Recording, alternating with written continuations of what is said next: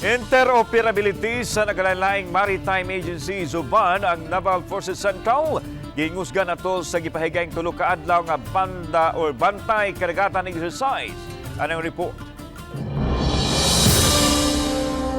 Mahulga man sa terorismo, pagpalusot o illegal nga drogas, illegal fishing, aksidente sa kadagatan o unsamang humanitarian assistance. Kini ang mga aspeto nga nakita sa Naval Forces Central uban ang taga-Philippine Coast Guard, Maritime Police, Bureau of Fisheries and Aquatic Resources 7, Philippine Drug Enforcement Agency 7 ug Bureau of Customs nga angayang pangandaman aron mas hanay ang koordinasyon sa nagkalain-laing ahensya sa gobyerno ug mas dali kining masumpo. Mihimo sila og nagkadayang mga scenarios o gi-simulate kini atol sa gihimong field training exercise. The maritime domain is very vast. So malaki ang ating kadagatan at kailangan natin itong i-secure.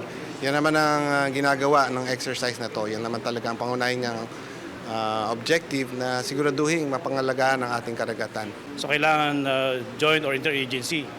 Kaya nga minsan this is also important para makapag adjust na tayo sa isa't isa, madali lang tayo makipag-meet sa kanila. At the same time, yung friendship na rin para pag may mga ito na threat, madali lang magawa, di ba? Careful planning and coordination were the trading activity was really a success. Naglaraw karon ang kadagkuan sa Naval Forces Central nga ilakip na ang mga DRRM personnel sa mga LGUs sa Bantay-Kadagatan Exercise sunod tuig.